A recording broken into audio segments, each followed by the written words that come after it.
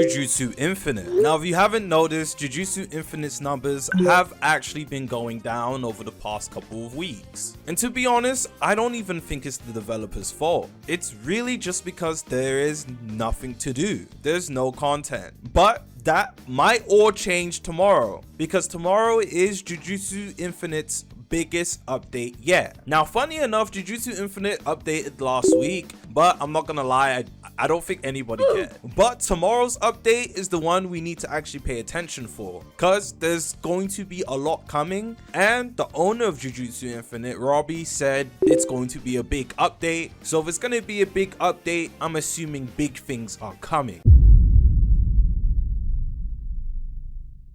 So before we get into all the things that may actually be coming to the update, do me a huge favor, hit that like button, hit the subscribe button, and let's get straight into it. So if you remember, a couple of weeks ago, I did make a video on the current or the Christmas update for Jujutsu Infinite, and I mentioned two things that should be coming that didn't come. The first of which was the Culling games, and the second of which was the new Gojo raid. Well, I didn't really mention it in the video, but I put it in the thumbnail. Oh well. So starting off with the new Gojo raid, which is actually called Six-Eyed Calamity. Now, there have been some new sneaks of the boss raid game mode put into the Discord server recently, and this boss is going to serve as a new endgame boss. Now, I'm not too sure if they mean endgame boss as in you need to complete the story in order to be able to do this boss, or will you be able to do the boss as soon as the update? Because if you have to complete the story, I might be screwed because I haven't actually completed the story. But nevertheless, from the gameplay that you're seeing in the background, the boss actually looks super interesting. I'm not gonna lie, it does look like they've taken inspiration from Ephion from Deep Woken Lair 2, and I'm not mad at it. The boss actually looks it looks interesting. There's probably going to be different stages to how we need to defeat it, and even with the sneaks, they're definitely not showing any spoilers, but it does look super interesting. There are obviously going to be different attack patterns, and apparently it's going to be a really good way to get things like domain shards. So if that's the case, expect the boss to not be easy. Like, honestly, we're probably going to struggle here.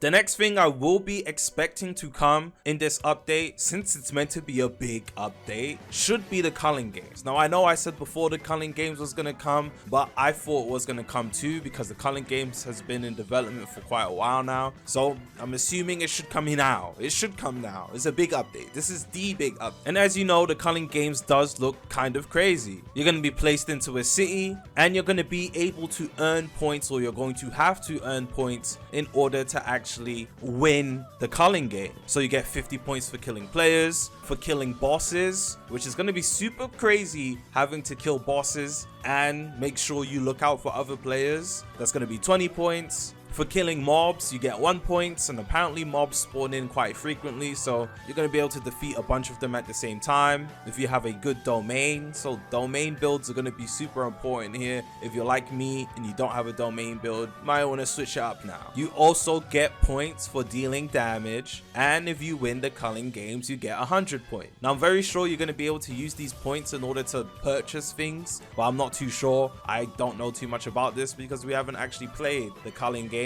So I'm assuming the more points you have, you're going to be able to actually buy rewards with it, because if you get points for winning, obviously those points are going to serve a purpose at some point, or if you don't, it wouldn't make sense to actually get points for winning. So GG. And there are a bunch of other things such as the Kogan rules and other things that you probably need to do or take aware of as you're playing in the game mode that I just don't feel like reading. But here's a quick summary of everything.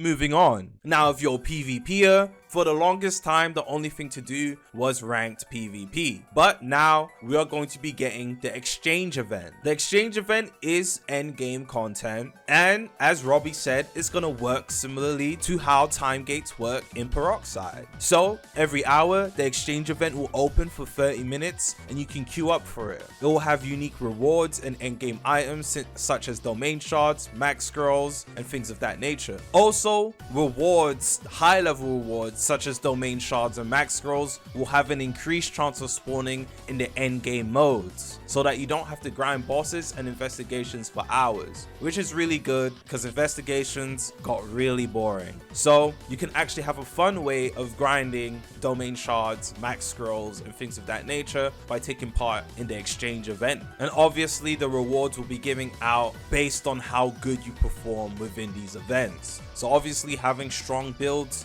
is actually going to matter now, because most of these are PvP game modes. The exchange event prototype, the exchange events will work like 6v6 team battles that consist of both PvE and PvE event. And some of the game modes you can expect to be seeing is Team Deathmatch, the first to 20 kills wins in a 6v6 map, the Fight Club, which is a 2v2 arena, and when a player dies, another player is subbed in, which is super interesting. I like that. Exorcism, which spawns in 5 mini curse bosses in the map with a huge amount of HP. The first team to kill 3 of the mini bosses wins, which is super interesting as well. And PvP will be enabled, so when both teams spawn in, you will be able to intercept the other team that are currently fighting the boss. So you're probably going to want 3 of your weakest people in the party take on one boss, and then the other 2 players on the party, or the other 3 players should I say, sorry I can't count, will take on the other team's players. Or you can just put 4 on a boss and 2 strong people on the other players. You could probably 2v6 if you're good enough at the game.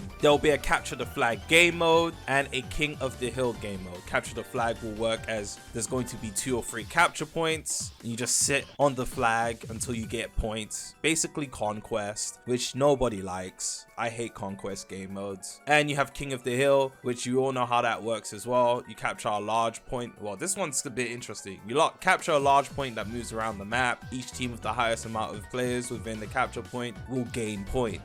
So you have 3 people in a point, and the enemy team has 2 people. It will contribute towards your team that has 3 people, or the team that has 3 people, because there's more people on it. You need to kill them, get them off, so you can start getting points, and it will move around the map. So a more interesting version of conquest, or should I say capture the flag. So out of all the game modes, the only uninteresting one to me is capture the flag. And yeah, that should be about it. Culling games, event exchange, and the new Gojo ball. Now we'll probably get some sort of new curse technique. If this is meant to be a big update, we'll probably get 1 or 2 curse techniques, but that's just me assuming. I genuinely have no idea of the curse techniques or what they may even be, so we might not get curse techniques. But in terms of actual content expansions, we're gonna get the new Gojo boss, or the curse 6-eye calamity, whatever you want to call it. Super interesting. I'm genuinely curious to try that. And then we have the new Culling games game mode, which is going to be super interesting to take part in too. And